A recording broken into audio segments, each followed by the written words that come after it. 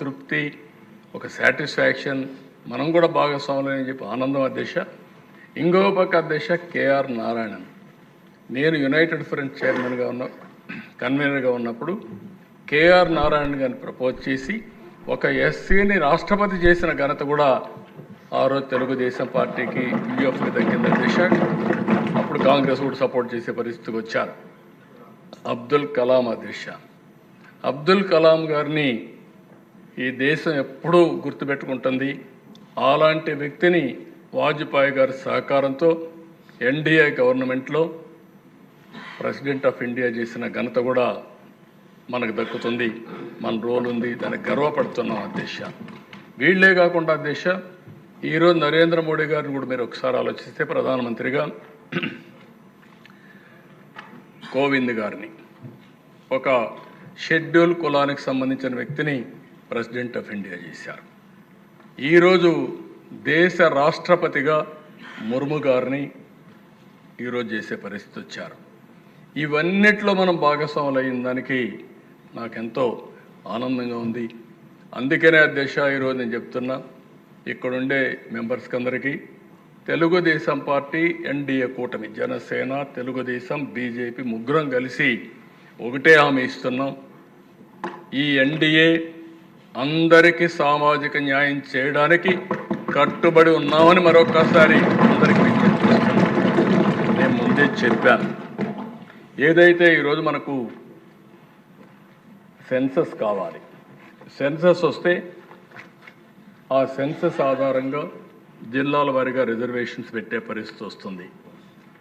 ఈరోజు మిశ్రా కమిషన్ కూడా ఒకటే చెప్పారు, government may take a view on this at an appropriate time after conduct of next census based upon national principles, quantifiable data and inter-C backwardness.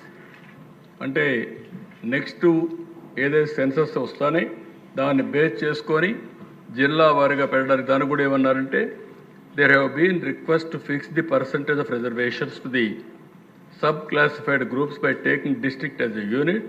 There are 26 districts in the state at present, and Commission would not like to make any announcement in this matter because there is no proper census. కాబట్టి proper census వచ్చిన తర్వాత మేము కట్టుబడి ఉన్నాం. దానికి ఎట్టి పరిస్థితుల్లో కూడా న్యాయం చేస్తాం. ఈ ప్రభుత్వం సామాజిక న్యాయం జరగాలని, అందరికీ న్యాయం చేయాలనే ఉద్దేశంతోనే ఈ ప్రభుత్వం ముందుకు పోతున్నామని చెప్పి కూడా నేను మీకు తెలియజేస్తున్నాను. ఇప్పుడే స్వామి గారు కొన్ని విషయాలు చెప్పారు, నేను అవన్నీ పోవడం లేదు. గడచిన ప్రభుత్వం 5 ఏళ్లలో ఒక్క పైసా ఖర్చు పెట్టకపోతే, ఈ ప్రభుత్వానికి ఆర్థిక ఇబ్బందులున్నా ఎస్సీల కోసం 804 కోట్ల అవుట్లేతో 340 కోట్ల రూపాయలు సబ్సిడీతో, గవర్నమెంట్ గ్రాంట్తో ఎకనామిక్ సపోర్ట్ స్కీమ్స్ తీసుకొచ్చాం. సబ్ ప్లాన్ పూర్తిగా రద్దయ్యే పరిస్థితి వచ్చింది. 14-19 సబ్ ప్లాన్ పర్ఫెక్ట్గా అమలు చేశాం. ఇందులో కూడా దిశ మీరు ఒకసారి చూస్తే, అప్పట్లోనే ఎస్సీ సామాజిక వర్గానికి, మాల సామాజిక వర్గానికి, మాదిగ సామాజిక వర్గానికి జనాభా దామాషా ప్రకారం ఆర్థిక వనరులు కూడా అప్పుడే కేటాయించాం. ఈరోజు మళ్ళీ ఈ కార్యక్రమం వల్ల 22,000 మంది బెనిఫిట్ అయ్యే పరిస్థితి వచ్చారు.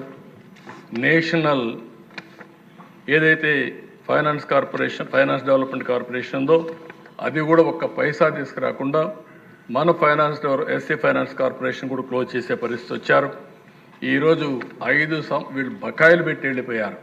ఆ డబ్బులు కట్టకపోతే డబ్బులు ఇవ్వమంటే 5 సంవత్సరాల్లో పాత బకాయిలు చెల్లిస్తామని అగ్రిమెంట్ ఇచ్చి, ఎంఓ ఇచ్చి, ఒక ఎంఓ వాళ్ళ డబ్బులు కూడా కట్టి మళ్ళీ డబ్బులు రెగ్యులరైజ్ చేశాం.